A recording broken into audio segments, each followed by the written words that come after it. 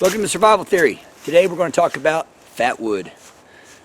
Where to locate it, how to harvest it, how to process it, how to get a fire going with it. Fat wood is the resinous wood inside an evergreen. So let's focus on the pine tree today and go find some fat wood. Now these pine trees are self-pruners. If a lower limb is not getting enough sunlight, they will shed that limb and resin will collect at the joint to protect the tree. I'll pan up so you can see what I'm talking about.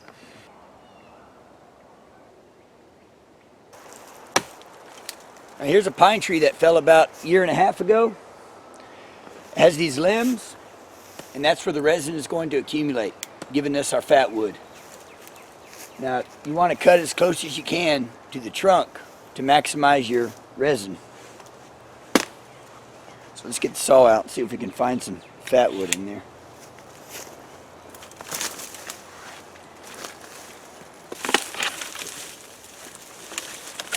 Everything but the fat wood was rotten on this.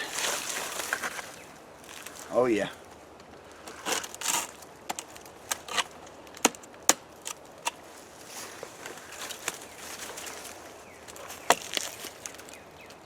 See the fat wood in the center?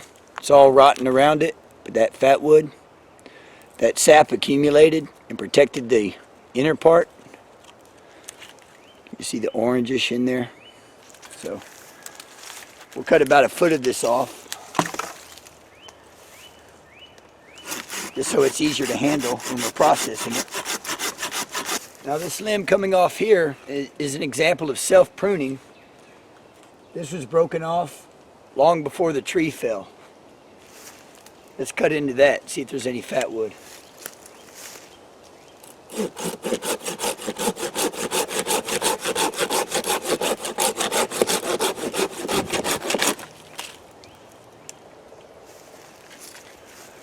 Look how orange that is.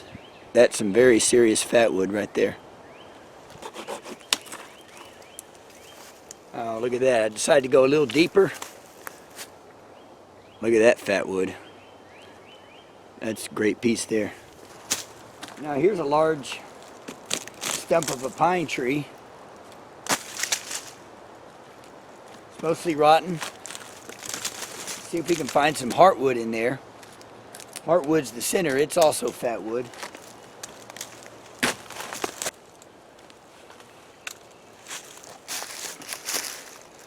Not too great fat wood, but definitely fat wood. Look at all those dark rings. Now if you were able to get to the base, you'd find some great heartwood down at the very bottom. So maybe I'll come check out this tree later as it rots away further. I'm not going to keep this for now. Save that for later. Now, see this massive tree here? Look at that broken part right there. I guess a limb broke off a long time ago where it got impacted by something. And it has oozed all this sap. Look at these chunks. I mean, that's just a solid chunk of sap there, of resin. That's a very good accelerant. So I'll collect some big chunks of that. Now here's some self-pruned limbs. You can see they're dead. They haven't been shed yet. I think I might be able to reach those and cut those right at the base. Check those for fat wood.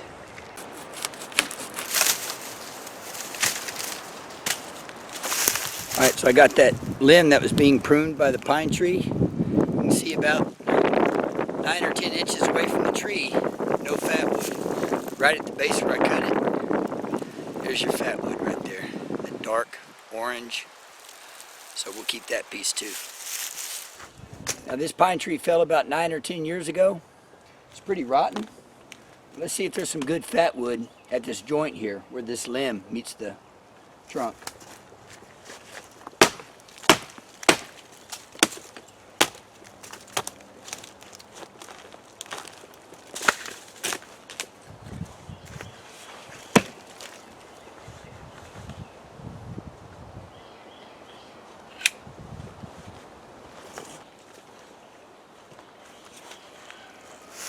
Oh yes, look at that.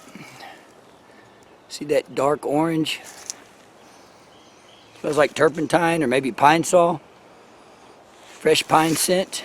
It's very good fatwood. Now these trees were cut down about a year ago, maybe a little bit longer. So let's get down to the base and see if there's how much fatwood's in that base.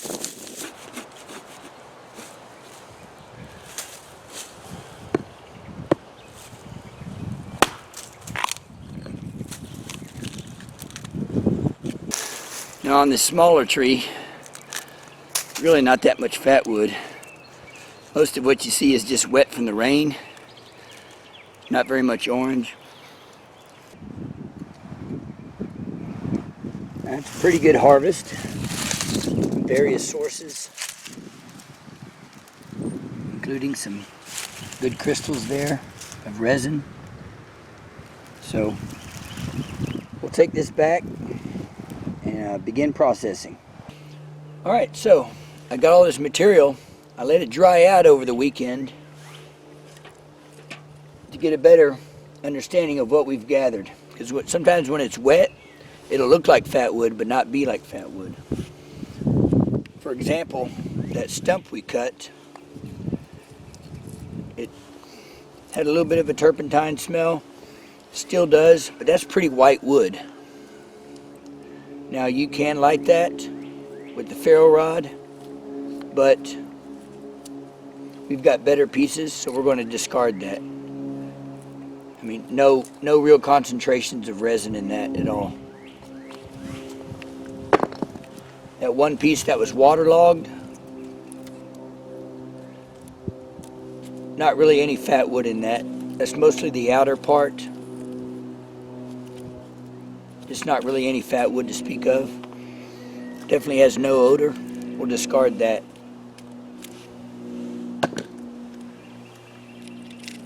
Now some of these other pieces, especially these limbs that were cut off at the joint real close to the trunk, look at all that fatwood. Now that is nice.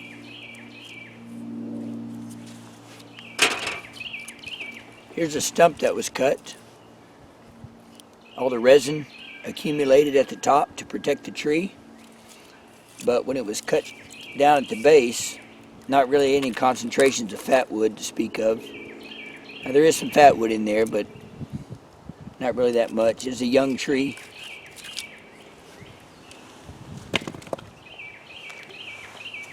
Now here's a huge cross section of a pine tree.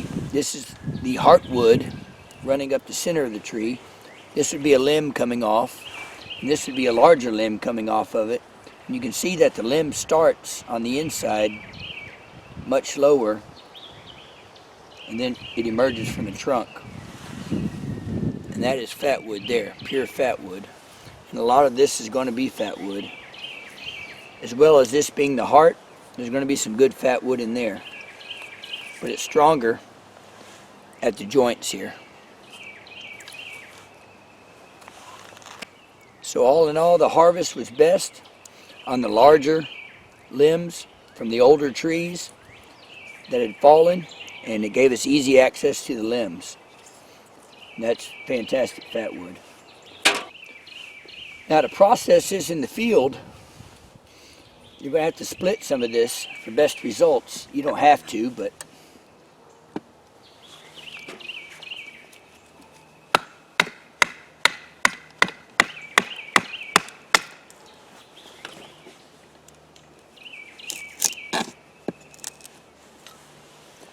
when you split it, gives you some good edges to shave off of.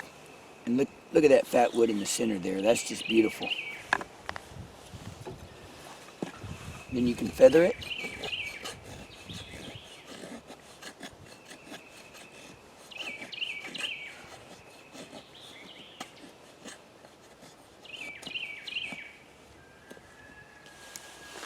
Get some good pieces that way.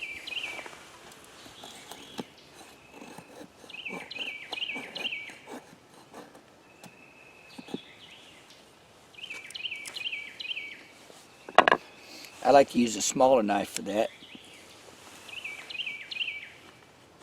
You get some broad shavings there.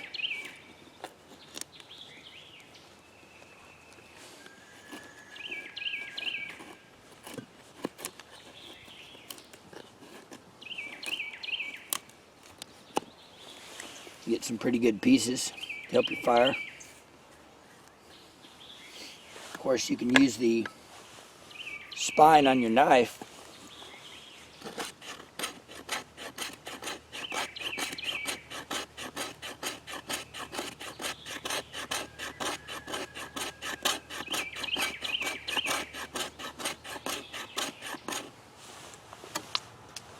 to get some shavings. Those are very fine shavings there. Get that fire going.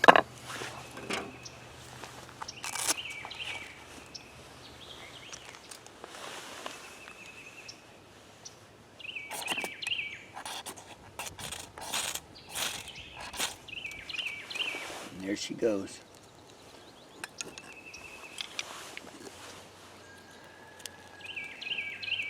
Now can you see the black smoke coming off that? Maybe not, because it's pretty bright. There's a lot of resin in that. It starts real easy. It's crackling. Now one option I like for processing is a hand scraper or planer.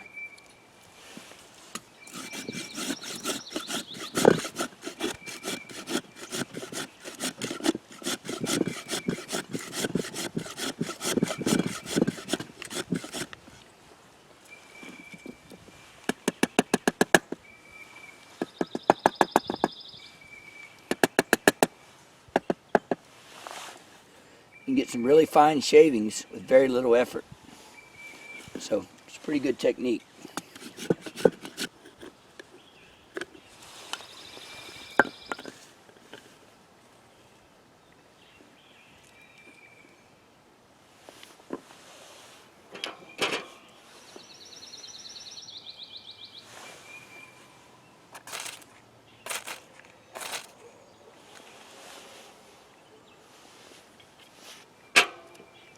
Alright, so now we're in the kitchen, and I'd like to make an emergency fire starter kit using FATWOOD. So I'm going to take some heavy duty aluminum foil, take a good pinch of this, mixed in with the sticks, shavings, the scrapings.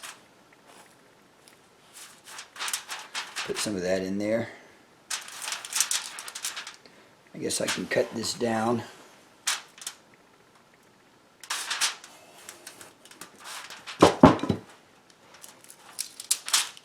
About that size.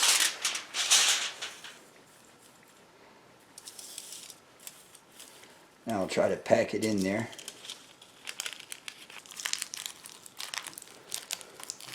Fold that up and compress it. And I've got a few cut-offs from that chunk of resin. So I'll put these chunks of resin with that aluminum foil, and I'm going to get a few small sticks of this FATWOOD.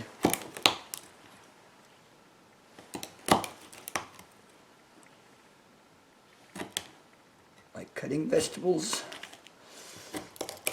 on the cutting board. Okay.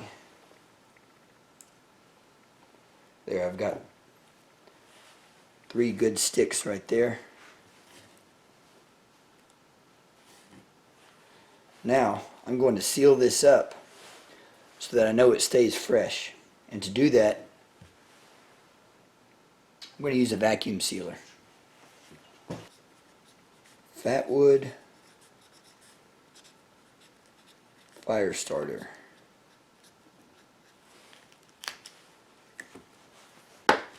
Alright, so now I'll drop the ingredients in there. I'll cut it down to about right there. Now I'll get it sealed up.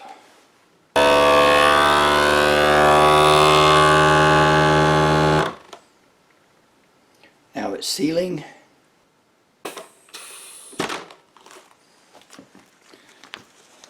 There we have it. Cut off the excess. This weighs virtually nothing. You fold it up,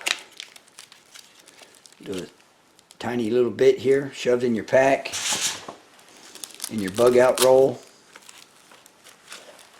You can put it in one of these pockets on your sheath. Your ferro rod will also fit in there.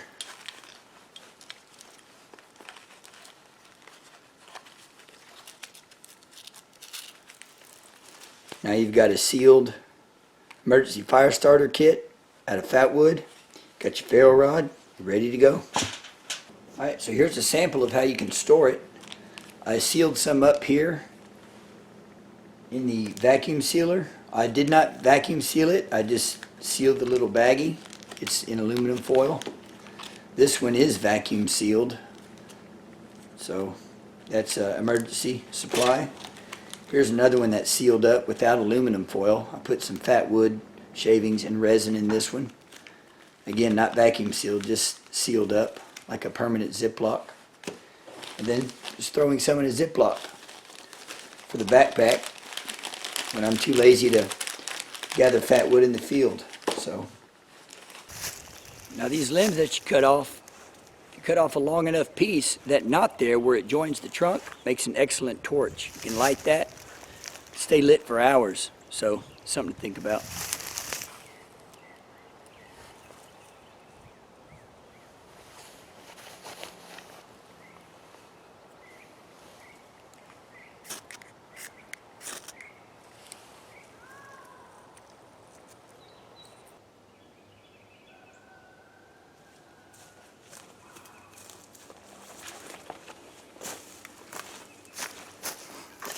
Well, it's the terpene in the resin that gives it its high flammability in this FATWOOD. And I love this piece here. Can't wait to dig into it. Well, I hope you enjoyed the video. Please share, like, subscribe. Thanks for watching Survival Theory, and I'll see you next time.